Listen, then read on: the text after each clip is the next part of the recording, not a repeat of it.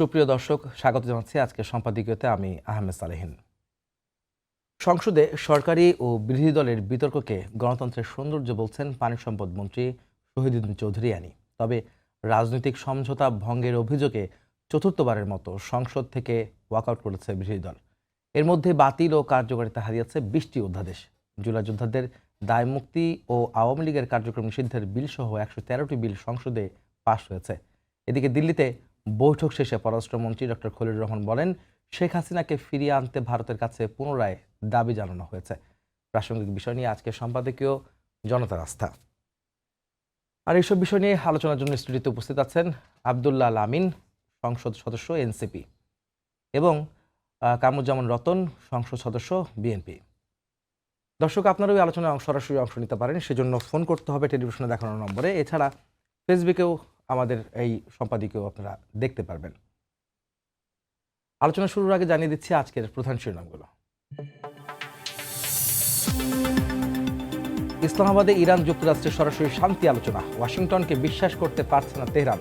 পারমাণবিক অস্ত্রের পথ না ছাড়লে বিধ্বংসী হামলার হুমকি ট্রাম্পের।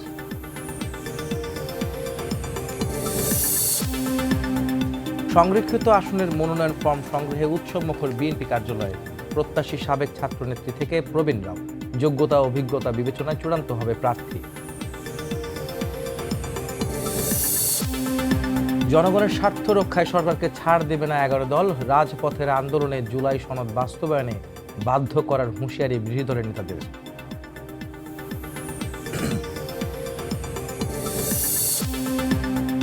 হাম সংক্রমণে আরও 2 শিশুর মৃত্যু। ভর্তি 950-র বেশি। সুস্থ হওয়ার আগেই হাসপাতাল ছাড়ায় জটিলতা। সারা দেশে টিকাদান শুরু 20 এপ্রিল। আগে নেওয়া থাকলেও দিতে হবে ভ্যাকসিন।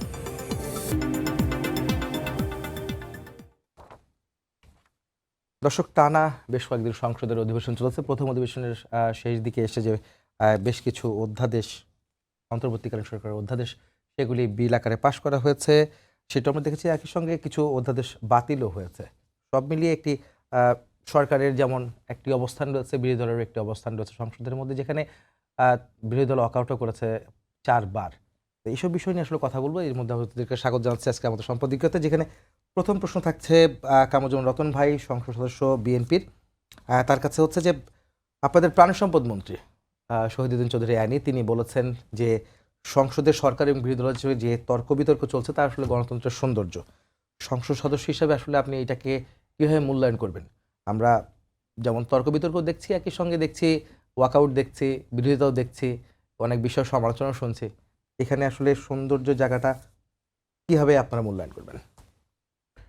আপনাকে ধন্যবাদ। বিশেষ করে ভাই তো নারায়ণগঞ্জ, যার উপর দিয়ে আমাকে মুন্সিগঞ্জ যেতে হয়। তা আমরা যেরকম পাশাপাশি বসেছি গণতন্ত্রের সংগ্রামের কাফেলে, আমরা তো একসাথেই ছিলাম। কষ্ট, জীবনের অনেকগুলো ঝুঁকির মধ্যে দিয়ে কিন্তু আমরা একটা গণতন্ত্রের যে সুবাতাসটা আমরা পেলাম। তার পরবর্তীতে আমাদের যে জুলাই সনদের উপর যে আলোচনাগুলো হয়েছে, বা ইতিমধ্যে আপনারা দেখেছেন 113টা বিল অলরেডি পাস হয়েছে। তো এইখানে তো আমাদের মতের ভিন্নতা থাকবে, কিন্তু একটা জিনিস একটা সোজা সাপটাভাবে যেটা আমি বলে দিচ্ছি, সেটা হলো অন্তর্বর্তীকালীন সরকার বিগত দিনে যারা জুলাই সনদের উপর যারা কাজ করেছে তাদের কমিটমেন্ট, আর জাতীয়তাবাদী দলের বিশেষ করে যারা রাজনৈতিকভাবে একটা কমিটমেন্টের উপর জনগণের কাছে গিয়েছে এবং সরকার সংখ্যাগরিষ্ঠতার মধ্যে দিয়ে সরকার গঠন করেছে, তাদের চাওয়া পাওয়া এবং পদ্ধতিগতভাবে এটা বিএনপি যে কাজটা করছে এবং সবাইকে সাথে নিয়ে, বিশেষ করে পার্লামেন্টে যারা আছে জামাত ইসলাম এবং এনসিপির ভাইদেরকে নিয়ে, সেটা কিন্তু এমন কোনো কাজটা করবে না যেটা হলো সংসদের সাংবিধানিকভাবে আমার পরবর্তীতে কোনো যেন জটিলতাটা না হয়। যতটুকু পাশ হয়েছে এবং গতকাল যে 20টা যে এখনও পাস বা পেন্ডিং অবস্থা, সেটা কিন্তু আলোচনার মধ্যে কিন্তু এটা কিন্তু এখনও আছে। সেইটা বলতে পারেন গতকাল একটা ডেট চলে গেছে, এই ডেটের পরে আবার বিল উত্থাপন হবে এবং বিল উত্থাপনের উপর আলোচনা হবে, এবং আলোচনার পরে যেগুলো অমীমাংসিত বা যেগুলো সেটেলড আমরা মনে করি যে এখন হয়নি, এটা নিয়ে ওনারা বিল উত্থাপন করবে এবং উত্থাপনের পরে আলোচনার পর্ব কিন্তু থেকে যাচ্ছে। এবং যেটা অন্তর্বর্তীকালীন সরকার যেটা কি বলবো অগোছলো করে রেখে গেছে এবং দায়িত্বহীনভাবে তারা কিন্তু এরকম একটা এক্সিট নিয়ে গেছে। বাট জাতীয়তাবাদী দল যখন আগামী 5টা বছর নয়, এটা সাংবিধানিকভাবে এমনভাবে পদ্ধতিগতভাবে এটাকে এনশিওর করতে চাচ্ছে এবং এই এনশিওরের মধ্যে দিয়ে পরবর্তীতে কোনো যেন লিকেজ না থাকে এবং এইটাকে যেন সংশোধনী আবার এনে বা কোনোভাবে এটা যেন প্রশ্নবিদ্ধ না হয়, আগামী দিনে আমাদের পথযাত্রাকে আবার নিজেদের মধ্যে একটা এমন একটা পরিবেশ না হোক বা এমন একটা জায়গায় আমরা আমরা চাচ্ছি না, এবং এটা যাবেও না। আমরা এখনও আশাবাদী, আমাদের মনে হয় আমরা ওই জায়গাতেই আছি। সুতরাং আমাদের অনৈক্য বলতে যেটা, সেটা চিন্তা চেতনা বা পদ্ধতিগত বা ওনাদের যে দাবি দেওয়ার মধ্যে যেটা আছে, এবং এনি চৌধুরী সর্বশেষ যেটা বলেছে সেটা আমাদের দায়িত্বশীল। সে দায়িত্বশীল বলেছে, এটা গণতন্ত্র সুন্দর, 4 বার ওয়াকআউট করেছে এবং এখান তো ওয়াকআউটের পরে আবার এসেছে, এবং ওয়াকআউটের পরে যে দাবির উপর ওয়াকআউট করেছে, এখানে তার মানে পরবর্তীতে কিন্তু আমাদের আইনমন্ত্রী এবং আমাদের স্বরাষ্ট্র যিনি মন্ত্রী উনিও কিন্তু ব্যাখ্যা দিয়েছেন। তা আমার মনে হয় যে আমাদের আলোচনার টেবিলটাও ভেঙে যায় নাই, এবং পরবর্তীতে আমাদের যা করণীয় আমরা সমঝোতার ভিত্তিতে আমরা একটা কগনিজেন্সে আসবো, এবং এটার মধ্যে দিয়ে আগামী দিনে বাংলাদেশকে রান আপ করার জন্য যেটা করা দরকার আমরা সম্মিলিতভাবেই সবাই মোটামুটি ইনশাআল্লাহ আমরা সেটা করতে পারবো। রতন ভাই, ধন্যবাদ আপনাকে। আপনি আব্দুল আল মামিন, সংসদ সদস্য এনসিপি, আপনার কাছে একই প্রশ্ন আসলে। এই তর্ক বিতর্ক সরকার বিরোধী দলের মধ্যে, এটাকে গণতন্ত্র সৌন্দর্য বলছে সরকারের একজন মন্ত্রী, আপনার তো বিরোধী দলে আছেন, আপনারা কি একটা সৌন্দর্য দেখেন কিনা? ধন্যবাদ আপনাকে, ধন্যবাদ রতন ভাইকে, সেই সাথে দর্শক যারা দেখছেন সবাইকে ধন্যবাদ। আসলে অবশ্যই গণতন্ত্রের সৌন্দর্য এই ক্ষেত্রে যে এই সংসদটা একটা ইউনিক সংসদ, যে এই সংসদে অন্তত মানে বিগত দিনের ফ্যাসিস্টরা নাই। জনগণ তাদের একবার হচ্ছে গণ অভ্যুত্থানের মাধ্যমে প্রত্যাখ্যান করছে, আরেকবার একদম জাতীয় পার্টি সহ ফ্যাসিস্টদের পার্ট সহ জনগণ ভোটের মাধ্যমে তাদের প্রত্যাখ্যান করছে। এটা একটা পজিটিভ সাইন। আমরা যারা সংসদে আছি প্রত্যেকে গণ অভ্যুত্থানকে ধারণ করা মানুষ। তো এই জায়গা থেকে আমরা আশা করেছিলাম বাংলাদেশটায় আর পিছনের ঝগড়াঝাটি আমরা আর টানবো না, বাংলাদেশটা সামনের দিকে ফরওয়ার্ড হবে। এখানে আমরা দেখলাম যে কিছু কিছু ক্ষেত্রে যে বক্তব্যগুলো, যেমন একটা তো ওয়াকআউট আমি কেন করতেছি আমার অবশ্যই যৌক্তিক কারণ আছে। আমি একদম যদি স্পেসিফিক বলি, তো ভাই বলতেছেন যে এই বিলগুলো পরেও তোলার সুযোগ আছে। আসলে কিন্তু লিগালি 1 মাসের মধ্যে জিনিসটা পাস না হলে এই জিনিসটা শেষ। আবার নতুন আইন, আপনার নতুন আইন আকারে, বিলের আকারে। এটা ছিল একটা অধ্যাদেশ, এতদিন এটা ইমপ্লিমেন্টেশন ছিল। যদি 1 মাসের মধ্যে এটা রেটিফাই করা হইতো তাহলে এটা আইনে পরিণত হয়েছে, তার মানে কোনো ব্রেক নেই। কিন্তু এখন কিন্তু আর এই আইনের কোনো কার্যকারিতা নেই।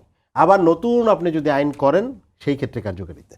এখন একটা জিনিসের আইন আছে, যেমন মনে করেন এই যে গুমের কথা বলতেছি, আমরা মানবাধিকার কমিশনের কথা বলতেছি, সংসদ সচিবালয়ের কথা বলতেছি, বিচারপতি নিয়োগের কথা বলতেছি, যে ব্যাপারগুলো রাষ্ট্রের একটা বাংলাদেশের রাষ্ট্রটাকে শক্তিশালী করার জন্য গুরুত্বপূর্ণ। আমরা অতীতে যেটা দেখছি যে বাংলাদেশের রাষ্ট্রের চেয়ে দলগুলো অনেক ক্ষেত্রে শক্তিশালী হয়ে যায়, মূলত ক্রাইসিসটা তৈরি হয় এরকম। যে আমি মনে করেন আমি ফোর্সে ভোটের মাধ্যমে আসলাম, আইসা আমি মনে করতেছি যে আমার মানে পাওয়ারটা আরও বেশি সিকিউর করতে হবে, তখন আমি রাষ্ট্রীয় যন্ত্রকে কাজে লাগাচ্ছি। এই আইনের লুফলসটা থেকে বের হওয়ার বিগত সরকার আমরা দেখেছি। তো এই লুফলস থেকে বের হওয়ার জন্য, লুফলস থেকে বের হওয়ার জন্যই কিন্তু রাষ্ট্রকে শক্তিশালী করেন। যেমন বিচারপতি নিয়োগ, এরপরে হচ্ছে সংসদ সচিবালয়, বিচার বিভাগ যদি স্বাধীন হয় তাহলে অতীতে আমরা যেমন দেখছি মানে one kind of kangaroo court, ওই ফরম্যাটে আমাদের আর যাইতে হয় না। তো আজকেও কিন্তু সাবেক বিচারপতি আমির মতিন সাহেব বলেছেন যে এই দুইটা হৃৎপিণ্ডে হাত দেওয়া হয়েছে। তার মানে, এবং আপনি জানেন যে নিম্ন আদালতের বিচারকরা নিজেদের গ্রুপে আলাপ করছে, শোকজ খেয়ে গেছে 28 জন। তো এগুলো তো ভালো সাইন না। যেই আমরা দেখতেছি যেই অধ্যাদেশগুলো আসলে বিএনপির ক্ষমতাকে সুসংহত করতেছে, ওনারা এগুলো অন্তর্বর্তীকালীন না কোনকালীন ওটাতে কোনো প্রবলেম নেই, নিজেরা রেটিফাই করে ফেলতেছি। আর যেগুলো হচ্ছে রাষ্ট্রযন্ত্রকে শক্তিশালী করার ব্যাপার, ওগুলোর ক্ষেত্রে হচ্ছে পরে করব, পরে বিল আনবো, আরও আলোচনা করব, এই ধরনের একটা মানে করতেছি এইরকম করে একটা টাইম পাসের ব্যাপার আছে। এই জিনিসটা আমাদের মানে খুব আশঙ্কার ব্যাপার যে বিএনপিকে আবার ওই মানে রাষ্ট্রকে সুসংহত করার চেয়ে দলগতভাবে পাওয়ারটা ম্যানিপুলেশনের জায়গায় যাইতে চায় কিনা। কারণ ওটা যদি যেতে চায় তাহলে গণ অভ্যুত্থানের আকাঙ্ক্ষাটা আসলে মানে ব্যাহত হবে। আমি শুধু একটা উদাহরণ দিয়ে শেষ করি এই টপিকটা। দেখেন, স্থানীয় সরকারে নির্বাচিত প্রতিনিধি, বিএনপিও তাদের 31 দফায় এবং এ বলছে যে নির্বাচিত, গণতান্ত্রিকভাবে নির্বাচিত। কিন্তু যখন মানে 5 আগস্ট পরবর্তী একটা বাস্তবতা দেখা গেল যে সব পালাইছে, এই জন্য প্রশাসকের দরকার পড়ছে। আমি অন্তর্বর্তীকালীন সরকারের কোনো কিছু ডিফেন্ড করতে আসিনি, আমি তো অন্তর্বর্তীকালীন সরকারের কেউ না, কিন্তু তখন একটা আলাদা সিচুয়েশন ছিল, এটা তো আমরা বুঝছি, নাহলে তো অন্তর্বর্তীকালীন সরকারও দরকার পড়তো। তো তো স্থানীয় সরকারের অধ্যাদেশটা তখন দিল, কিন্তু এখন তো একটা নির্বাচিত গভর্নমেন্ট আছে, তার নির্বাচন দিতে সমস্যা কই? এখন কেন এটারে আইনে পরিণত করতে হবে যে আমার প্রশাসক আমি রাখবো? এটার তো দরকার নেই। গণতান্ত্রিকভাবে যেই নির্বাচিত সংসদ, সে তো একটা মানে গণতান্ত্রিক প্রক্রিয়ার বাইরে আরেকটা প্রক্রিয়া দিয়ে হাঁটতে পারে না, ওটা স্পেশাল কিছু তৈরি হইতে পারে। তো এইটা ল্যাপস না করে আমি গুমের অধ্যাদেশটা ল্যাপস করলাম, এটা ল্যাপস না করে আমি যেইটা বিচার বিভাগ স্বাধীন করার ক্ষেত্রে আরও আগাচ্ছে ওইটা ল্যাপস করলাম। এইটাই কিন্তু আমার মাইন্ডসেটটা বোঝা যায় যে আমি আমার ক্ষমতা সুসংহত করার জায়গা থেকে আমি যেগুলো আমার জন্য ইজিয়ার মনে করতেছি ওগুলোকে আমি মানে আইনে পরিণত করতেছি, আর বাকিগুলো বলতেছি পরে করব আমরা এই ব্যাপারে মানে খুব আপসহীন মুখের কথাই বলতেছি, অথচ আইনগুলো কিন্তু পাশ আর হইল না এবং আইনগুলো কিন্তু ল্যাপস হয়ে গেল। এই জিনিসটাই হচ্ছে আমাদের সদিচ্ছার প্রশ্ন। আমাদের মনে হয়েছে যে আসলে ক্ষমতা কাঠামোকে এবং ম্যানিপুলেট করার এবং রাষ্ট্রযন্ত্রকে আগের মতো ইউজ করার, দলীয়করণের দিকে ইউজ করার ওই জায়গায় আবার যাওয়া হচ্ছে কিনা, এটা আমাদের প্রশ্ন হয়ে যায়। এই জন্য তো বিরোধী দল আপনারা আছেনই, সেই জায়গাটা তো আপনারা বাধা দিবেন যে আমরা তো বাধা দিব কিনা? হ্যাঁ, আমরা তো যৌক্তিক আলাপ আমরা করতেছি সংসদেও, কিন্তু আমরা শুধু ওয়াকআউট করি নাই, আমরা আমাদের বক্তব্য বলে তারপরেও দেখছি মেজরিটি আছে, পাশ করে ফেলতেছেন, তখন আমরা মনে করতেছি যে না, এই প্রতিবাদটা জারি রাখা উচিত। আমরা কিন্তু যৌক্তিক পয়েন্টটা বলে এরপরে ওয়াকআউট করতেছি। তো আমরা আমাদের পজিশনটা তো জাতির কাছে ক্লিয়ার করতে হবে। জি রতন ভাই, একটা কথা কিন্তু আলামিন সাহেব বলেছেন যে আপনারা সৌন্দর্য যখন কথা বলছেন তখন আবার ফ্যাসিবাদ মুক্ত একটি সংসদে আবারও কি আপনারা সেই রাষ্ট্রযন্ত্র ব্যবহার করার একটা জায়গায় আসছেন কিনা, ক্ষমতাকে সুসংহত করছেন আর কি, আপনাদের ক্ষমতাকে মানে সরকারের ক্ষমতাকে, সেখানে রাষ্ট্রের ক্ষমতা সুসংহত করার একটা জুলাইয়ের যে স্পিরিট সেটা ছিল আর কি, সেখান থেকে ব্যাহত হচ্ছে কিনা? মাননীয় সংসদ যিনি বললেন, এটা হলো পারসেপশন বা হতে পারে একটা সন্দেহ থেকে।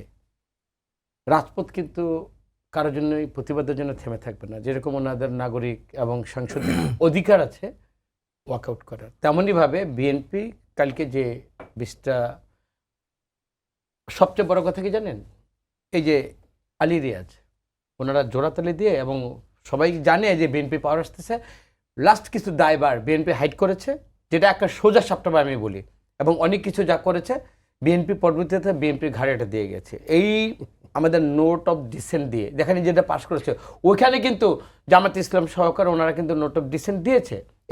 এইটাই গণতন্ত্র মানে গণতন্ত্রের সৌন্দর্য। আমি একটা কথা বলতে চাই যে সদিচ্ছার একটা প্রশ্নে ওনারা এখনো সন্দেহ প্রকাশ করতেছে বিএনপির উপর।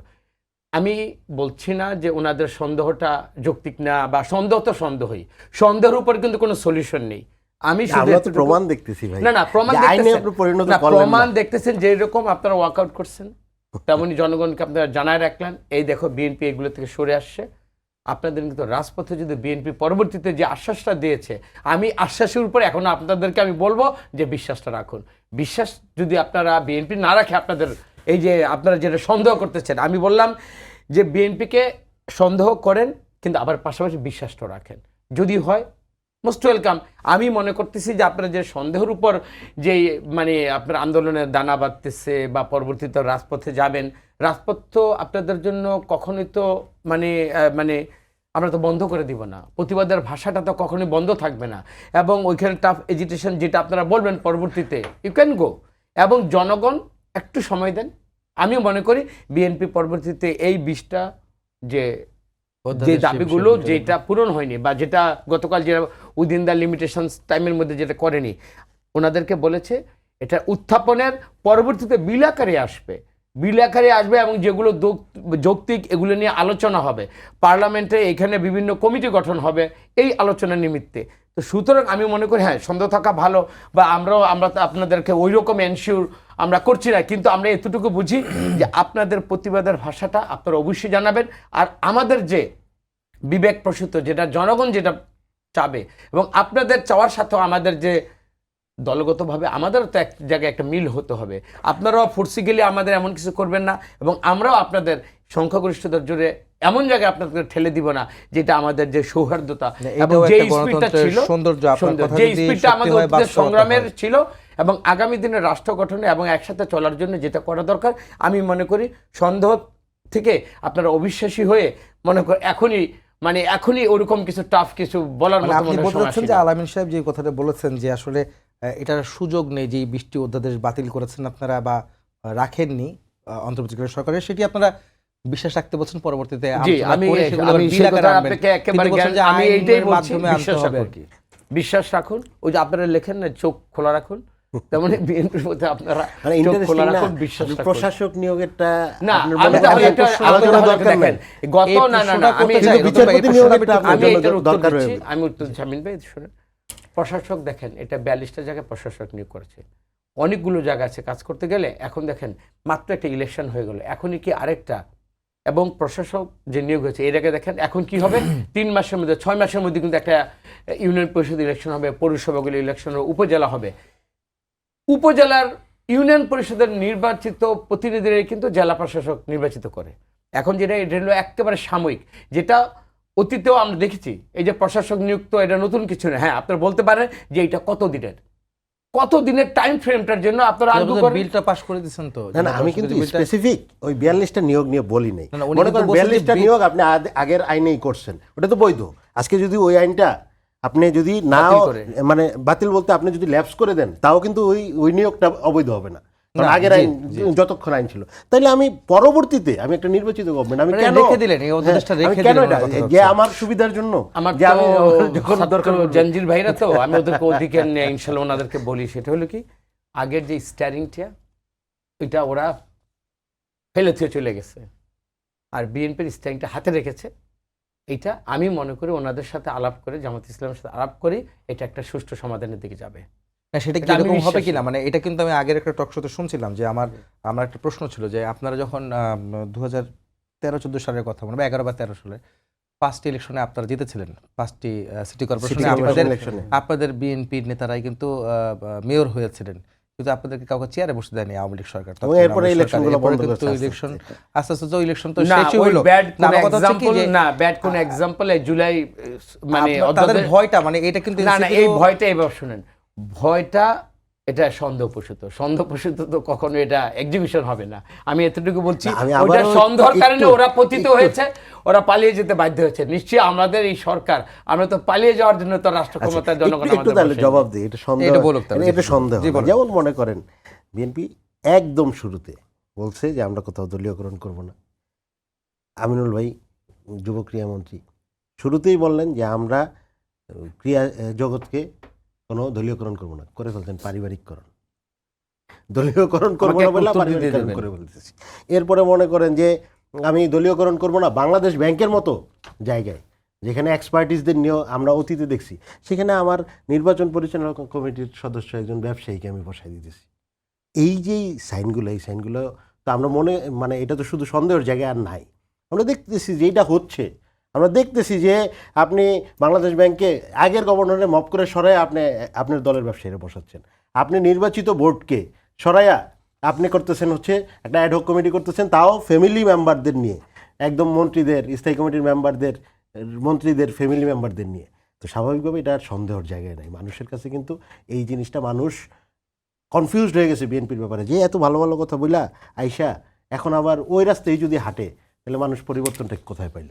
আমি ক্রিকেটের ক্ষেত্রে একটু বলি, জি, অ্যাডক যে কমিটিটা হচ্ছে 11 সদস্য বিশিষ্ট, এখানে দেখেন তামিম, আতাহার আলী বা মিনহাজুল নান্নু, তাদেরকে নিয়ে কথা নেই। মানে এই ইভেন্টসে যারা লিজেন্ড তাদেরকে কিন্তু মানে রাখা হয়েছে। পরবর্তীতে যাদেরকে দেখা হয়েছে, আপনি ওইখানে শুধু দেখবেন তারা যোগ্য কিনা, এবং পরবর্তীতে আপনি দেখেন আপনি যে জায়গাতে পাস করছেন ওটা তো একটা জেনেটিক্যাল, মানে কি বলে, ইনহেরিটেডই তো একজন তো ওইটা বসেই গেছিল, মানে রোজ কেমন পর্যন্ত সে থাকবে। আপনি আসছেন না, আপনার জনগণের কমিটমেন্টে আপনাকে সুযোগ দিয়েছে, এখন জনগণ দেখবে যে বেটার আমি সুশাসনটা, গুড গভর্নেন্স এবং ওই যে খেলা টেলা হবে, এগুলো এই ধরনের কিন্তু শব্দ কিন্তু আপনার মুখ দিয়ে বেরোবে না।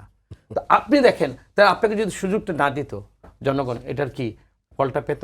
যারা আসছে আপনি দেখেন, যারা যোগ্য এবং তারা সৎ, এফিসিয়েন্টলি তারা যে করবে কি, এবং এটা তো 3 মাসের পরে আপনি ইলেকশনের মধ্যে দিয়ে এই ভোট যদি না চায়, পরবর্তী তারা চলে যাবে। আপনি 3 মাসের জন্য একটু সুযোগ দিয়ে দেখেন না, নির্বাচিত তারা ভোট দিতে আসছে। না, না, নির্বাচিত না। ভোট ভেঙে আমি অ্যাডহক কমিটি দিয়ে আচ্ছা, বিতর্ক তাহলে ছিল, বলি, সেটা তো বিতর্ক ছিল। তাহলে বলি, বিতর্ক কি এটা নিয়ে নাই? বিতর্ক এটা তো এই যে আপনি বিতর্ক করছেন, আবার 3 মাস পরে দেখবো, 6 মাস পরে দেখবো, এই চলবে আর কি। কিন্তু সেটা স্পেসিফিক সমাধানটা কোথায় আসলে? হ্যাঁ, সমাধানটা কি, আপনি যদি যেমন ভাই বলছেন যে প্রফেশনাল প্লেয়ারদের নিয়ে, ওই বোর্ডেও প্রফেশনাল প্লেয়াররা ছিল। আমিনুল ইসলাম বুলবুল বাংলাদেশ অধিনায়ক ছিল, ওটা ইস্যু না। ইস্যু কি মনে করেন আমি ডিফেন্ড করতেছি এখন, যে অ্যাডহক কমিটির সদস্যদের ডিফেন্ড করতেছি। কে? সালাউদ্দিন ভাইয়ের ছেলে, কে? আমির খসরু ভাইয়ের ছেলে। প্রত্যেকের প্রতি সম্মান রেখেই বলতেছি। মানে বিএনপির লোকজন কি মনে করে যে এই অভিযোগও তো আছে, আসিফ মাহমুদ সজীব ভুঁইয়ার তো নিজের লোক বসিয়েছেন নিজের লোক সেখানে, বলতে সেই তার বোর্ডের ছেলে, লোকগুলো বসাইছেন, তার তার বাবা, নিজস্ব তার লোক, ভাই, ফোন নিজস্ব লোক। রেকর্ড নিয়ে অনেক কোথায়? কিছু হয়েছে। নিজস্ব লোক, এনসিপির কোন লোক বসছে? কোথায় বসছে? রতন ভাই এটা ভালো যুক্তি দিতে পারবেন। আমি এই জবাবটা রতন ভাই দেন। কোথায় দলীয়করণ হয়েছে? আমিনুল ইসলাম বুলবুল কি না, এনসিপির কেউ? দলীয়করণের বিষয় না, আপনি তো এনসিপি বিষয়টা না। আমি ব্যক্তিগতভাবে আপনাকে আমি বলি, আমরা কাদা ছুড়েছি বা কথার বাক্য বের কাউকে আমরা পরাজিত করতে চাচ্ছি না। এই যে সজীব মাহমুদ, উনি আসিফ মাহমুদ সজীব ভুঁইয়া। আসিফ মাহমুদ সজীব, উনি যা করছেন আপনারা থেকে একদিন লজ্জিত হবেন। আমি জেনে বলতেছি, কারণ ক্রীড়াঙ্গনে আমি ব্যাডমিন্টনের সাথে আমি কিন্তু একজন মেম্বার।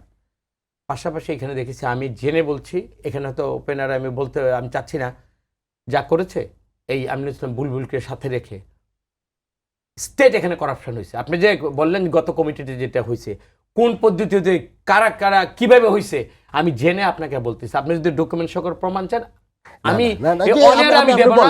বাট এইটা যেটা হয়েছে ক্রিকেটে, যেটা হয়েছে এটা ক্রিকেটের জন্য কলঙ্ক। এটুকুই আপনাকে শুধু এই জায়গায় এখানে স্টপ। এখন যারা আসছে দেখেন, আপনি একটা চাকরি, অনেক সময় আমরা চাকরির জন্য বিভিন্ন কোম্পানিতে চাকরি দিই না, যদি লাগাই দেয় সব জায়গায় 5 বছরের অভিজ্ঞতা প্রয়োজন, তা আমি তো চাকরি পেলাম না। অভিজ্ঞতা আমি কীভাবে দেবো? ওই ক্লসটা যদি আপনি দিয়ে দেন, তাতে আপনাকে কাউকে আমি সুযোগ দিলাম না, আর কাউকে তো আপনি এমন এক কাউকে আমি সুযোগ দিলাম যারা এখানে আসছে। আমি অন ফেথ আপনাকে আমি বলি, আমি দল খুলি, আমি রাত কানার লোক না কিন্তু। যাদেরকে দেশের সালাউদ্দিন ভাই বলেন, আমির খসরু ভাই বা আব্বাস ভাইয়ের ছেলেগুলো, ওরা তো ডাইরেক্ট এটার সাথে জড়িত ছিল। এবং আপনি দেখেন তারা দিতে আসছে, তারা কেউ নিতে আসেনি। এবং আমি মনে করি এটা কিন্তু ক্রিকেটকে কন্ট্রিবিউট করার মতো যে যোগ্যতা, যে মানসিকতা, ট্যালেন্টের বা ববিহার যে ওয়াইফ, বিশ্বাস করুন তারা ডেলিভারলি এখানে এমন কিছু করে যাবে, ক্রিকেটে যদি উন্নত হবে, এটা আমার বিশ্বাস। শুধু পদ্ধতিগতভাবে কি হলো, এটা অতীতের বস্তাপচার রাজনীতিতে খেলা ভালো থাকে না আর কি, সেই প্রশ্ন না। আপনি দেখেন, আরেকটা হচ্ছে আমি দেখতেছি স্পষ্ট দলীয় না, আপনার বিশ্বাস সব ক্ষেত্রে যদি আমরা এরকম অবিশ্বাসের মধ্যে আসলে অন্তর্বর্তীকালীন সরকারের উপরে আমি তো সবার উপরে রেখেছিল না, আমি বলছি যে আসি ওই নাই। সময় তো আমি তো আপনাদের অন্তর্বর্তীকালীন সরকারের এনসিপি কেউ না। দুজন নেতা কিন্তু, চারজন নেতা কিন্তু তারা উপদেষ্টা ছিল, দুজন ছিল কোথায় কিন্তু। কোথায় আপনাদের না যারা না এখন এনসিপি না আছেন না, এনসিপির কেউ এখন তো অন্তর্বর্তীকালীন সরকার ছিল না। NCP তে এসেছেন তো। অন্তর্বর্তীকালীন সরকারে উপদেষ্টা না, আমি ছিল, তো ওটা বলিনি, এনসিপি সরাসরি ইলেকশনের পরে মন্ত্রী হয়ে গেছে ওনাদের দলে। আমাদের দলের কেউ তো অন্তর্বর্তীকালীন সরকারে ছিল না। নাহিদ ইসলাম উপদেষ্টা ছিল, উপদেষ্টা থেকে আপনার দলে পদত্যাগ করে আইসা এনসিপিতে আসছে। আসিফ মাহমুদ ইলেকশনের অনেক আগে পদত্যাগ করে আসছেন। আর ওনাদের ইলেকশনের সময় ছিল ভাই, এটা তো সবাই জানতো। না না না ভাই, অভ্যুত্থানের ছাত্র নেতারা কি আমাদের মাহফুজ আলম তো অভ্যুত্থানের ছাত্র নেতা। মাহফুজ আলম কি এনসিপিতে আসছে? মাহফুজ আলম এনসিপিতে আসছে? তাহলে অভ্যুত্থানের ছাত্র নেতা মানেই যে এনসিপি, এটাই ভালো আমরা মনে করি যে আপনারা অভ্যুত্থান মানে এনসিপিতে নিতেছেন। আমরা মনে করি সবাই করছে। এনসিপি তখন দল তো গঠন হয় না, তাইলে তারা ছাত্রদের প্রতিনিধি হিসেবে গভর্নমেন্টে গেছে, তো গভর্নমেন্টে গেছে তারা পদত্যাগ করে আসছে। আপনি যদি এই দলীয়করণের কথা বলেন, আপনার নির্বাচনকালীন উপদেষ্টা পররাষ্ট্রমন্ত্রী হয়ে যাচ্ছে, তাহলে কোশ্চেন তো এখানে সবচেয়ে বেশি। শুধু একদিকে দিলেও হবে না, আপনাদের দিকেও আসতে হবে সেই বিষয়টা। রতন ভাই, আপনার কাছে একটা প্রশ্ন আসলে ছিল আমার কাছে, যেটা আপনি একটু বলছিলেন, কিন্তু আমার যুক্তিটা আসলে ক্লিয়ার না। 113টি অধ্যাদেশ আপনারা মানলেন, কিন্তু 20টি মানলেন না। এটা না মানার কারণটা কি, যুক্তিটা কি আসলে? কেন আপনারা আলোচনা করে আবার আসতে পারে, কিন্তু এখন কেন এটা? তাহলে তো এটা আপনাকে সময় নিয়ে যারা আপনার সংবিধানের উপর যারা এক্সপার্টিস, তাদেরকে এটা ব্যাখ্যাটা পুঙ্খানুপুঙ্খানুভাবে দিলে আপনি ক্লিয়ার হবেন, বা আমি ওইভাবে ক্লিয়ার করতে পারবো। শুধু এতটুকু বলি, যতগুলো ইস্যুজ নিয়ে কথা হয়েছে, দেখেন এই যে গুমের কথা বললো, এই যে গুমের অধ্যাদেশ যেটা হয়েছে, এইটা সাথে সাথে এটা কিন্তু আপনার আন্তর্জাতিক আদালতে আমার যে ওখানে যে আমার যতটুকু যাওয়া দরকার, যেভাবে দেওয়া দরকার, ওই ক্লজটা তো বন্ধ করেনি। একটা গুম কমিশনের ব্যাপারে আপনার বলেন তো, গুমকে আমাদের দল থেকে সবচেয়ে বেশি হয়েছে কিন্তু জাতীয়তাবাদী দল থেকে। সুতরাং তাদের প্রতি মায়া, এবং ভবিষ্যতে এই ধরনের কোনো গুমের শিকার কেউ না হতে পারে, এই কারণটা তো আমরা তো ব্যাখ্যা দিয়েই তো আমরা ওখানে বলেছি পার্লামেন্টে, যে যেটা হয়নি অনেকগুলো ক্লজ আছে, সেটা কিন্তু আমি আবার বলেছি, দায় সারা গুজরাট বাচ্চা বিএনপিকে ওরা কাঁধে দিয়ে ওরা কিন্তু এখান থেকে কিন্তু এক্সিট নিয়ে ফেলেছে। আমার মনে হয় এখন একটা সাংবিধানিকভাবে বিএনপি যেটাই করবে, আপনি এতটুকু এনশিওর করছি, আপনাকে দেখেন বিএনপি যতগুলো যেগুলো এখন আপাতত যেগুলো বয়েড হয়ে আছে এগুলাকে আবার ওনাদের বিল উত্থাপনের মধ্যে দিয়ে আবার আসবে সংসদে আলোচনার ভিত্তিতে, এবং এইখানে একটা কমিটি গঠন হবে, কমিটি গঠনের মধ্যে দিয়ে নিশ্চয়ই ভালো কিছু এই 20টা যে অধ্যাদেশ যেটা পাশ হয়নি আপাতত, যেটা মনে করছে ওনারা এইটা বোধহয় বিএনপি আর করবে না। আমার মনে হয় আবার যখন নতুনভাবে বিল উত্থাপন করবে, এখানে বাজেট অধিবেশনের সামনে আছে, আমার মনে হয় এইটা সুযোগ আছে এখনই হতাশ হওয়ার বা বিএনপিকে দোষারোপ করার মতো আপনারা এখনো বলছেন বোধহয় সেই বিশ্বাস সুযোগটা করতে আসেনি। যে আমরা আর- একটু জি, জি। শেষ করে দেবো। ভাইয়ের প্রতি শ্রদ্ধাবোধ থেকেই বলতেছি, আমার ক্যাম্পাসের বড় ভাই 90-এর ছাত্র নেতা। আমি যেটা বলবো সেটা হচ্ছে দলীয় পজিশন নিয়ে বলবো যে দেখেন, আস্থা রাখতে তো আমরা চাই। আমরা প্রথম দিন থেকে বলছি যে আমরা সংসদে ওই কালচারে আসবো না যে যাবই না, ওয়াকআউট করবো, 90 দিন ওয়াকআউট করছে, ওই ফরম্যাটে আমরা যাব না। আমরা প্রত্যেকটা অধিবেশনে প্রত্যেকটা ডেইলি আমরা অংশগ্রহণ করছি এবং আপত্তি জানায় আমরা ওয়াকআউট করছি। কিন্তু স্পেসিফিক দেখেন, কমিটির কথা বলতেছে, আলাপ আলোচনার কথা বলতেছেন। জুলাই স্মৃতি জাদুঘর নিয়ে কমিটি হয়েছে, কমিটিতে আলাপ আলোচনা হয়েছে, সরকারি দল বিরোধী দল একমত হয়েছে, এইটা পাশ হবে। কিন্তু কমিটির সুপারিশের পরে লিখিত বই আকারে আসছে, 30 মিনিট আগে পাশের আগে সংশোধনী নিয়ে আসছে। স্পিকার নিজে বললেন যে সমঝোতা ভঙ্গ হয়েছে। তাইলে আমি যে কমিটমেন্টের প্রতি আস্থা রাখবো, এটা তো আমার তো এই পেনটাও নিতে হচ্ছে যে আমি তো দেখতেছি যে আগের কমিটিতেই বৈশা আমরা যেটা নিয়ে একমত হইলাম ওইটাও পরিবর্তন করে ফেলতেছে। তাইলে এখানে আমরা যেটা ছিল হচ্ছে একটা স্বতন্ত্র বডি থাকবে, ওইখানে মন্ত্রণালয়ের অধীনে দিয়ে দেওয়া হলো।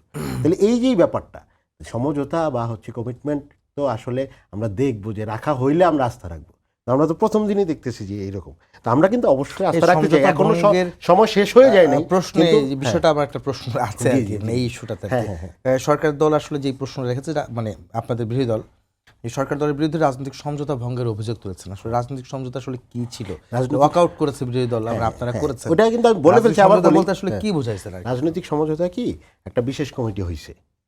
বিশেষ কমিটি হয়েছে কেন? এই অধ্যাদেশগুলোকে নিয়ে আলাপ আলোচনা করে, কারণ এত শর্ট টাইমের মধ্যে 1 মাসের মধ্যে এগুলো নিয়ে আলাপ আলোচনা করে এগুলো পাশ করতে গেলে একটা হিউজ টাইম দরকার। এমনিতেই দেখছেন শুক্রবার অধিবেশন করছে, ভাইরাও কষ্ট করছে, আমরাও কষ্ট করছি। জি, জি। এখন বিশেষ কমিটিতে এই জন্য দেওয়া হলো যে তারা শর্টলি আলাপ আলোচনা করে, এখানে বিরোধী দলের সদস্যরাও আছে, তারা আলোচনা করে একটা প্রপোজালে আসবে যে না, এই 133টার মধ্যে আমরা 100টার মধ্যে একমত। তাহলে এটার মধ্যে তো আর বিতর্ক নাই, এগুলো খুব দ্রুত হয়ে গেল। আর বাকি 30টা নিয়ে তাহলে আমরা আলোচনা করলাম, আমরা সময়টা বাঁচাইলাম এবং ঝামেলাগুলো কমাইলাম। একটা শর্টলি আমরা টেবিলে আলোচনা করি। তো এই যে মনে করেন আমরা 98টা বা 97টার ক্ষেত্রে একমত হইলাম যে এগুলো নিয়ে আমরা একমত, কোনো আলোচনা হবে না, এগুলো পাশ হয়ে যাক। বিষয়টা তো এরকমই কিনা? হ্যাঁ, এটাই সমঝোতা। তাহলে যেটা নিয়ে সমঝোতা হয়েছে যে এটা অ্যাজ ইট ইজ পাশ হয়ে যাবে, এটা নিয়ে আমাদের কারো আপত্তি নাই। ওটা লিখিত, কিন্তু ডকুমেন্টেড, বিশেষ কমিটির প্রতিবেদনে এটা ডকুমেন্টেড। ওই ডকুমেন্টেড জিনিসও পার্লামেন্টে আইসা সংশোধন করা হয়ে গেছে। আমি তাহলে এক্ষেত্রে বিরোধী একটা দলকে না জানায়, ব্যাপার আমি add তাহলে করব। স্বাভাবিকভাবেই তো আমাদের প্রশ্ন জাগবে যে যদি আমরা এই অধিবেশনে বসে এই সমঝোতা করলাম, এই সমঝোতাটা আমরা পাশের সময় আমরা দেখলাম যে সংশোধনী চলে আসতেছে, তাইলে ভবিষ্যতে আমরা করব ওই কথার উপর আমরা আস্থা রাখি কিভাবে?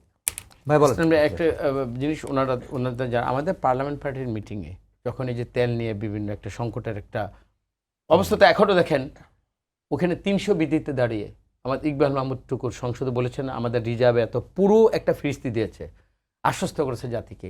আমাদের পার্লামেন্ট পার্টির মিটিংয়ে এই আপনাদের জুলাই সনদ নিয়ে যেটা আপনাদের প্রশ্ন, সন্দেহ, অবিশ্বাস, এটা বলেছে যে আমরা 2-3 দিনের মধ্যে আমরা সাংবাদিক সম্মেলন করে কেন যেগুলো করেছি কেন করেছি আর যেগুলো করি নাই, সংবাদ সম্মেলন ডেকেছে আর কি। হ্যাঁ ওইটা আমাদের এটা পার্লামেন্ট পার্টির মিটিংয়ে। কিন্তু তো এখন আপনারা দেখেন আমি কেন এটা নিয়ে কথা বলবো, আগামী দিন পার্লামেন্ট পার্টির মিটিং হবে, ওনারা বক্তব্য জাতির সামনে দিবে, ওইখানে যদি আপনাদের কোনো সন্দেহ অবিশ্বাস থাকে, আমি মনে করি এটা কিন্তু আগে কিন্তু পার্লামেন্ট পার্টির আমাদের মিটিংয়ে কিন্তু এই ডিসিশনটা হয়েছে। সুতরাং একটু অপেক্ষা করুন, রতন ভাই, এখানে জাতিকে একটা ক্লিয়ার করবে, প্রশ্ন- আপনারা আশ্বস্ত হবেন। এখানে আরেকটা প্রশ্ন আছে। নাহিদ ইসলাম, যিনি বিরোধী দলের চিফ, তিনি বলেছেন যে ক্ষমতার স্বাদ পেয়ে আসলে বিএনপি জনগণের কথা ভুলে গেছে। আসলে ব্যাপারটা কিরকম? স্বাদ তো পাইনি এখনো, বরঞ্চ নির্বাচন আগে যে কষ্টটা ভাই দেখছেন, এই যে আমি এখানে কিন্তু 1 কাপড়ে সকাল 8টায় বেরিয়েছি, এখন আরো অনেক কষ্ট বেড়ে গেছে। কারণ মানুষের কাছে যে কমিটমেন্ট করেছিলাম, মানুষ যে কারণে আমাদের উপর আস্থা রেখেছিল,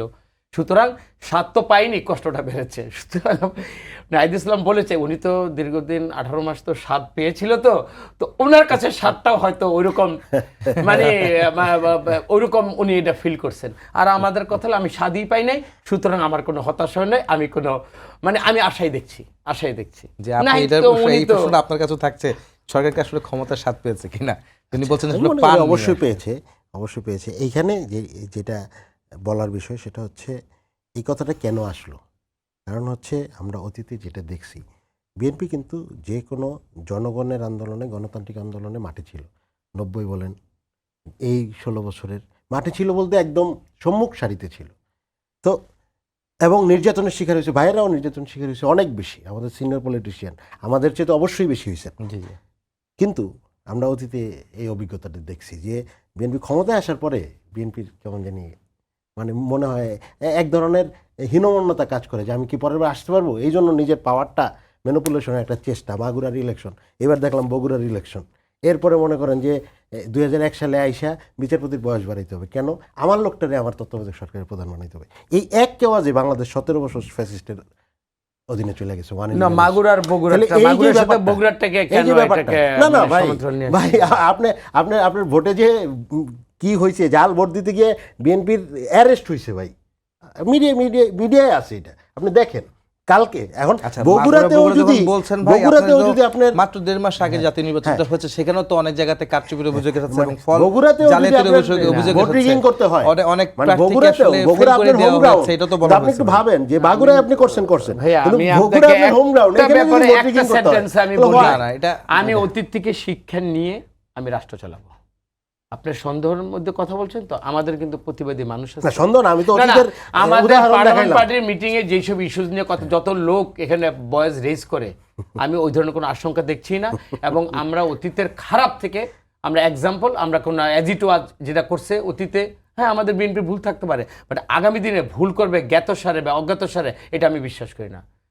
কিপ ট্রাস্ট অন বিএনপি, আমি এটুকু আপনাকে মানে এনশিওর করেছি যে জি। অতীতের কোনো বস্তাপচা রাজনীতিতে বিএনপি আর যাবে না, এটুকু আপনি বললাম তো। জি। আর আপনার মাগুরের সাথে বগুড়া ক্ষেত্রে মানে এই মুহূর্তে তুলনা করা, এইটা বোধহয় একেবারে ঠিক হলো না, একবারে ঠিক সেই হলো না। তুলনাও আসলে জাতীয় নির্বাচনে কিছু জায়গাতেও এসেছে যে প্রার্থীদেরকে ফেল করিয়ে দেওয়া হয়েছে, ভোট কারচুপি করে, ভোট পরে গণনা করে। সে তো বেশ কয়েকটা ঢাকা 16 সহ কয়েকটা বিষয়ে আদালত রায় ইয়েও দিয়েছে, ব্যালট পেপার সংগ্রহের কথা বলেছে, মানে রাখার কথা বলছে। ballot আমি এই প্রশ্ন paper যাবো না, আমি নির্বাচন আরেকটা প্রশ্ন কমিশনের- দিতে চাচ্ছি, সেটা হচ্ছে যে আপনারা আসলে বিরোধী দল যারা আছেন তারা সংসদকে কি শাহবাগ স্কোয়ার ভাবেন না আসলে সংসদ না, ভাবেন? সংসদ অবশ্যই সংসদ। স্পিকার দেখেন, আইনের জায়গায় একটা, রাজপথ আন্দোলনের জায়গায় একটা, তাহলে সংসদ হচ্ছে স্পিকার আইন আসলে এটা প্রণয়নের- বলতে কেন বাধ্য ভাই, হলেন? না আমি স্পিকার একটা সম্মানিত হাসনাতকে পদ, mention করে আর কি। আমরা তাকে, উনি স্পিকার হয়ে যাওয়ার পরে ওনাকে দলীয় সাংসদ তো আমরা বলতে পারবো না বা বলবো না। তো এই জন্য উনি বলতে পারেন, উনি সবাইকে বলেন। যেমন সালাউদ্দিন ভাই ময়লা পরিষ্কারের কথা বলছেন, বললো যে ময়লা আমরা তৈরি করি, সবাইকে বলতেছেন। তো এটা আমি নেগেটিভলি দেখতেছি না, কিন্তু আমি যদি প্রতিবাদ করি, আমি যদি স্পেসিফিক আমার বক্তব্যটা দিই, এরপরে যদি আপনি এই ধরনের কথা বলেন যে এটা শাহবাগ স্কোয়ার না, আমরা অতীতে দেখছি যে পার্লামেন্টে না, উনি তো বলেছেন যে নোটিশ আকারে জানাতে হবে, এটা তো আসলে কথা না, বললেই নোটিশ বলা আকারে যাবে না। জানানো ছাড়া আমি পয়েন্ট অফ অর্ডার জানাতে পারি না, আমি আপত্তি জানাতে পারি না। সেটাও তো মনে একটা সময় আছে, অবশ্যই, point of order অবশ্যই এর আমার মনে হয়। অধিকার আছে, সেটার মনে একটা অবশ্যই সময় আমার- আছে, স্পিকার মনে সেই কথাটা বলেছেন, না, যে উল্লেখ অবশ্যই করেছেন। ঠিক আছে, কিন্তু আমরা পার্লামেন্ট একটা আইন প্রণয়নের জায়গা, অবশ্যই আমরা, এবং জনগণের প্রতিনিধিত্বের জায়গা, আমরা ওই জায়গায় দেখি। শাহবাগ স্কোয়ারের প্রোগ্রাম আর পার্লামেন্ট তো আমরা না, একভাবে দেখি না। এই আমরা জন্যই কিন্তু আমরা একটা আপনি দেখেছি, আজকে দেখেছেন মনে হয় যে reel দেখছি। অনেকগুলা যেগুলোতে আমরা একমত হয়েছি, অনেকগুলাই আমরা পার্টিসিপেটরি এবং আলাপ আলোচনা করে আমরা হ্যাঁ ভোট দিচ্ছি, আমরা বসেছি, আমরা কিন্তু না, শুরু এটা তো থেকে অবশ্যই হ্যাঁ, সুন্দর দিক, যে এটা ওয়াকআউট করবো, পার্লামেন্টের সুন্দর থাকবোই না, এই টোনে কিন্তু আমরা নাই। এইটাও কিন্তু আমরা রিল দেখেছি হ্যাঁ। ফেসবুকে, যে হাসনাত আব্দুল্লাহ তো প্ল্যাকার্ড নিয়ে খুব বডি মানে ওটা কেন তেড়ে করছি আমরা? যাচ্ছেন, এটা তাকে না, না, ঠেকাচ্ছেন আরেকজন, না, ওটা- এইটাও সংসদে দেখা যাচ্ছে। মানে ওটা একটা আবার মিস ইন্টারপ্রিটেশন হচ্ছে কেন? কারণ ওটা কিন্তু কালকের না, এটা আগের একটা ভিডিও, ওটা কিন্তু আগের ভিডিও। সেটাও এবং আগের দেখেছি, ভিডিওটা আবার কি স্পিকারও রাষ্ট্রপতির বলেছে দিন, সেটা রাষ্ট্রপতির দিন শাহবাগ স্কোয়ার না। আমরা যখন রাষ্ট্রপতির দিন আমরা যখন ওয়াকআউট করি, জি জি জি, এখন এই রাষ্ট্রপতি, এই সংসদের 300 জন পার্লামেন্টারিয়ান আমরা মনে করি গণ অভ্যুত্থানের পক্ষে, আর রাষ্ট্রপতি হচ্ছেন একজন ফ্যাসিস্টের, মানে ফ্যাসিস্ট কাঠামোর লোক, তারা মেরুদণ্ডহীন এবং গণধিকৃত আমরা মনে করি। তো স্বাভাবিকভাবে রাষ্ট্রপতিরে তো আমরা মানে ওই স্পেসটা দিতে পারি না। হ্যাঁ, একটা মানুষ মনে করেন যে আমি একটা জায়গায় আসি, ওই যে ভাই বললো যে যখন আমার কিছু করার নাই আমি তো প্রশাসক দিয়ে চালাচ্ছি। হ্যাঁ, একটা মানুষ আমি ঠেকার কাজ আমি তারে দিয়ে চালাচ্ছি, আরেকটা হচ্ছে তাকে আমি লিবারেল স্পেস দিয়ে দিচ্ছি, দুইটা এক না। একটা মানুষ তারে অভিশংসন করার আগ পর্যন্ত আমি তারে দিয়ে রুটিন ওয়ার্ক করতেছি, আরেকটা হচ্ছে তারে আমি ওপেন করে দিলাম অ্যাজ ইট ইজ নর্মাল রাষ্ট্রপতির মতো। জনগণ তো তাকে নর্মাল রাষ্ট্রপতির মতো কিন্তু ওন করে আপনারা তো না। আবার রাষ্ট্রপতির বক্তব্যের উপর ধন্যবাদ প্রস্তাবে 50 ঘন্টা আলোচনা না, অংশ না। নিয়েছেন আপনারা। শোনেন, তো ধন্যবাদ সেটা কেন? প্রস্তাবে, এটা হ্যাঁ, কি দ্বিচারিতা বলি কিনা না। আর কি না, বিষয়টা? না, দ্বিচারিতা না। ধন্যবাদ প্রস্তাবের আলোচনায় আমি কি বলছি যে ধন্যবাদ জানাইতে পারতেছি না কেন? আমি জাতির কাছে স্পষ্ট করবো না যে রাষ্ট্রপতি যে বক্তব্য দিচ্ছে এই বক্তব্য সে দিতে পারে না এই পার্লামেন্টে, বা তার আচ্ছা, দেওয়া উচিত আপনারা না। তো কেন এটা আমি একটা জাতির কথা কাছে আলামিন clear ভাই, করবো আমাকে না। এই জিনিসটা আসলে আমি সহ সাধারণ মানুষ ক্লিয়ার হতে চাই। এটা হচ্ছে যে যখন আপনারা রাষ্ট্রপতির ভাষণকে আপনারা ধন্যবাদ জানাচ্ছেন না, এই বক্তব্য আপনারা গ্রহণ করবেন না, আপনারা প্রতিবাদ করবেন, ওয়াকআউট করেছেন, সেটা আমরা দেখেছি, এটা ভালো, এটা আপনাদের দিক থেকে যৌক্তিক। কিন্তু ঘটনা হচ্ছে আপনারা জানতেন যে 5 আগস্টের পরে যখন আপনারা 8 তারিখ বা 10 তারিখ যখন শপথ নিলেন এই রাষ্ট্রপতির অধীনে, আপনাদের এই যে এখন যিনি নাহিদ ইসলাম আমি বারবার বা বলছি, আসিফ যারা আছেন, আমি বলছি, এবং এই সরকার অন্তর্বর্তীকালীন সরকার তো আসলে বিএনপি, জামাত, এনসিপি তখন হয়নি, ছাত্রদের সবার মিলে তো অন্তর্বর্তী সরকার ডক্টর মোহাম্মদ ইউনূস ম্যান্ডেট ছিলেন, দিয়েছে, হ্যাঁ। ম্যান্ডেট দিয়েছেন। সেই ডক্টর ইউনূস সহ যেই উপদেষ্টা পরিষদ গঠন করা হয়েছিল এই রাষ্ট্রপতির কাছেই শপথ নিয়েছিলেন, তখন আসলে আপনাদের এইটা হয় নাই যে হ্যাঁ, তাকে না, ওপেন না, করা হয়েছে, হলো কেন? হয়েছে ভাই, আপনি একটু রিকল করেন। জি। আমরা বলছি রাষ্ট্রপতি সরাইতে হবে, বিএনপি বলছে সাংবিধানিক শূন্যতা। আজকে আমার না, speaker সেটা তো নাই। পরে, না, না, না, সেটা আজকে তো আমার পরে speaker আপনারা নাই। রাষ্ট্রপতি শপথ নিয়ে বলতেছেন রাষ্ট্রপতিকে না, ই না, করতে না, হবে, না, না, পদত্যাগ না, করতে না, হবে, না, তাকে শুনেন, বাতিল শুনেন। করতে হবে, রা- তখন না বিএনপি যা না, বলছে না, যেটা না, সাংবিধানিক না, না, সংকট না, তৈরি না। হবে। আমরা জাতীয় সরকার গঠনের কথা বলছি, রাষ্ট্রপতির আলাপ আসে নাই। তারেক রহমান সাহেবের সাথে বসে চ্যানেল 24 কথা হয়েছে জাতীয় সরকার গঠনের কথা, না সাংবিধানিক ধারাবাহিকতা। এখন আমরা কি দেশে গৃহযুদ্ধ করবো? আমরা তো ওই হটকারী সিদ্ধান্ত নিতে পারি না। বাংলাদেশের গণ অভ্যুত্থানের একটা বিগেস্ট পার্ট বিএনপি, আমরা বিএনপির সাথে কি ঝগড়াঝাটি করবো রাজপথে? তাইলে তো বাংলাদেশে ফ্যাসিস্টরা সুযোগ পাবে। একটা সুন্দর একটা বাংলাদেশ হ্যাঁ, চেয়েছিলেন। ওই সুযোগটা আমরা পাই নাই। কিন্তু আমি আপনার যেটা বলি যে এতদিন সুযোগ পাওয়া যায় নাই তারে সরানের, এবং যখনই সরানোর কথা আসছে বিএনপি বলছে কি নির্বাচিত গভর্নমেন্ট নাই, একটা সাংবিধানিক শূন্যতার ইস্যু আছে। আচ্ছা ঠিক আছে, মাইনা নিছি, ঠেকার কাছে চালান তারে দিয়ে। কিন্তু এখন তো নির্বাচিত গভর্নমেন্ট আছে, আপনি চাইলে তাদের অভিশংসন করতে পারেন। সালাউদ্দিন ভাই বলতেছেন যে রাষ্ট্রপতি যেই আদেশটা দিচ্ছেন এটা সে দিতে পারেন না সাংবিধানিকভাবে, বলছেন না? জি, জি। আচ্ছা, সাংবিধানিকভাবে যদি উনি না দিতে পারেন তাহলে তো উনি সংবিধানের শপথ ভঙ্গ করছেন। তো এমনিতেই তো একজন রাষ্ট্রপতি যদি সাংবিধানের শপথ ভঙ্গ করেন তাহলে সে তো অভিশংসন হবে। তাহলে আপনি এক জায়গায় বলতেছেন সে যেটা দিতে পারে না ওটা দিছে সাংবিধানিকভাবে, আবার বলতেছেন যে সেই থাকবে। What is this? আপনার কথা অনুযায়ী যদি সে আদেশটা সাংবিধানিকভাবে না দিতে পারে, একটা অসাংবিধানিক কাজ করে, সে তো সংবিধান লঙ্ঘন করছে। আমি তাহলে আপনি অভিশংসন পরিষ্কার করেন। মনে আপনার বক্তব্য। রতন ভাই, এই বিষয়কে আপনি কিছু বলতে চান? নাহলে আমি একটা প্রশ্ন করতে চাই আর কি আপনাকে। আপনি দেখেন আমাদের উনি কিন্তু একবারও কিন্তু সন্দেহ থেকে কিন্তু বলে নাই যে রতন ভাই আপনাদের বিরুদ্ধে তো আন্দোলন নামতেছে। দেখেন গতকাল নিশ্চয়ই দেখেন কত সৌহার্দ্য আন্তরিকতা, এটা আপনাকে আমি বলি। তা আমরা কিন্তু এখনো কিন্তু ভাই, এক রুমে নারায়ণগঞ্জ জেলা বিএনপির সভাপতির সাথে আমি জেল কাটছি। সৌহার্দ্য আমি কিন্তু শুরুতেই বলছি যে আমরা একটা ইউনিক সিচুয়েশনে আছি, সবাই গণ অভ্যুত্থানের পক্ষে, সবাই নির্যাতিত। আমি কম, আপনি বেশি, আপনি এই সিনিয়রের কারণে পার্লামেন্টের বেশি। একজন নাই যে ফেসিস্ট দ্বারা হ্যাঁ, নির্যাতিত ফেসিস্ট না। কাঠামো এবং পায়। একজন নাই যে শঙ্কামুক্ত। হ্যাঁ। ওরা আমাদের ঝগড়াঝাটির মধ্যে বা কোনো আন্দোলনে যদি আমরা রাজপথে যদি গড়াইতে হয়, সবচেয়ে লাভবান কে হবে? ওই ফেসিস্ট পতিত এই চুপ, মানে আপনার তো চুপ্পু বললেন না, আমি বলি চুপ্পু কারণ আমার কোনো দ্বিধা নেই। তাকে নিয়ে এত আলোচনা আপনি দেখেন, আমি যখন সংসদে বক্তব্য দিয়েছি আমি তার নাম উচ্চারণ করেছি, আমি করি নাই, কিন্তু এটা আমার নৈতিকতার ব্যাপার। হ্যাঁ, সাংবিধানিক শূন্যতার জন্য যা করা হয়েছে, হ্যাঁ ওইটা তাকে দিয়ে শোনেন। এই জায়গায় থেকে রাষ্ট্রের 1 নম্বর ব্যক্তি যার জবান দিয়ে 2 ধরনের কথা বের হয়, তাকে নিয়ে আলোচনা করে আপনার সময় নষ্ট করবেন কেন? তার ওই নাম সময়টা কেন? নিয়ে আপনি জাতির উদ্দেশ্যে কথা বলেন। তারা তো নাও রাখতে পারেন, আপনি অভিশংসন না, এটা করেন। আপনি দেখেন, আমরা যারা আপনি আগে বাংলাদেশে বলেছি একজন গ্রহণযোগ্য রাষ্ট্রপতি আনেন, বাংলাদেশের না, না, সবাই আপনি দেখেন, গণ অভ্যুত্থানকে আমি তো ধারণ করে, বললাম, কিন্তু রাষ্ট্রপতি আপনি আপনারা এরকম একজন সময়ই নেত্রী। দিচ্ছেন না। আজকে 45 দিনের মধ্যে আপনার ওভারনেট সবকিছু চাচ্ছেন। যে রতন ভাই আসলে সময় একেবারে কম, আমি একবার আপনার কাছে এই একটা যে প্রশ্ন দিতে চাই আর কি। উনি রাষ্ট্রপতি নিয়ে যেটা বলছেন, আমি একটা ছোট্ট একটা মানে একটা শ্লোক বলি, দুদিল বান্দা কালেমায় চোর, না পায় বেহেশত না পায় দোজখ। এটা বুঝলে কেন বলছি, যে ব্যক্তিটার জবান দিয়ে যেটা বের হইছে ও আমাদের আপনার আলোচনার কোনো বস্তু হইতে পারে না এই জাতির গণতন্ত্র সংগ্রামে, এবং সে এমন কোনো ব্যক্তি না যাকে নিয়ে আমি সময় কথা বলে তাকে আমি হাইলাইটস করব। জি, আলামিন ভাই, আপনার কাছে একটা প্রশ্ন, সেটা হচ্ছে যে যাদের বিরুদ্ধে আসলে মুক্তিযুদ্ধ পরিচালনার সময় আপনারা তাদেরকে বিরোধিতা করেছিলেন, বা এখানে একটা কথা আছে যে জাতীয় মুক্তিযোদ্ধা কাউন্সিল একটি বিল পাস হয়েছে যেখানে জামাতের আপত্তি আছে, যেখানে বলা হয়েছে কিন্তু এনসিপি এখানে সমর্থন জানিয়েছে।